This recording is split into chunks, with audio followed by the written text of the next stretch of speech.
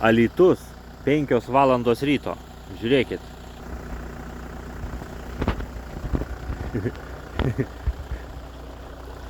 Čia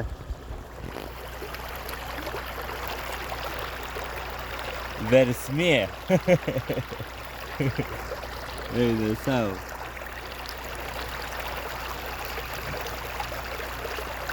Bet varo tai taip normaliai. Čia visa gatvė tvinsta, vienai plaukia, pas žmonės bėga. Ten paspirtukas. Paspirtukas. Va, guli, plaukia. Šičia, kaip suprantu, tai ir iš žemės sunkėsi. Čia siūlė kažkokia buvo, kažkada matyt, jungė, darė, pjaustė čia tuos šulinius. Tiesiog čia labai rimtai kažkur bėga. Arba prakiūro vandentikis, arba kanalizacija ten nelabai tvarkinga.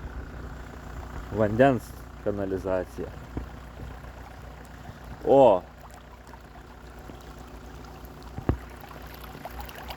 varo kaip turi būti, iš po žemių. Va, visą gatvę užtvinus link registrų centro. Visą. Ir matau net ant šaligatvio bėga prie registrų centro ir toliau. Nu tikrai čia kažkas yra netvarkoj. Remontuokit, tvarkykit, kaip sakant, nes gadina žmonių turtą. Į kiemą, į namus bėga visur lemba. Visa gatvė, va, tolyn, va. Visa, va, ten ir toli plaukia, va, kur šviesą matot, visur vien plaukia vanduo. O lietus nelyja, visai nelyja lietus.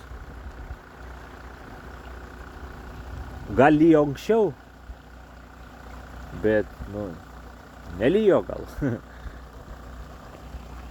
Eina savo. Va, čia va. Versmė numeris 1, versmė numeris 2. O, versmė numeris 3. Nu. O, kai varo, va čia irgi iš šulinio viskas lenda lauk. Prie šulinio. Čia reikia rimto remonto, kažkur užsikišo matyti, ar ką? Nu čia jums geriau žinoti.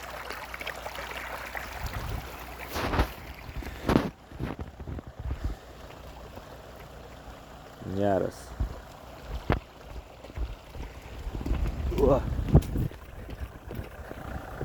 Dar to, ką nebuvau matęs. Per lietų matydavau, per stiprų lietų, bet dabar lietaus nėra. Čia gal tikrai kokios Dzūkijos vandenų vamzdis prakiuro, ar ką.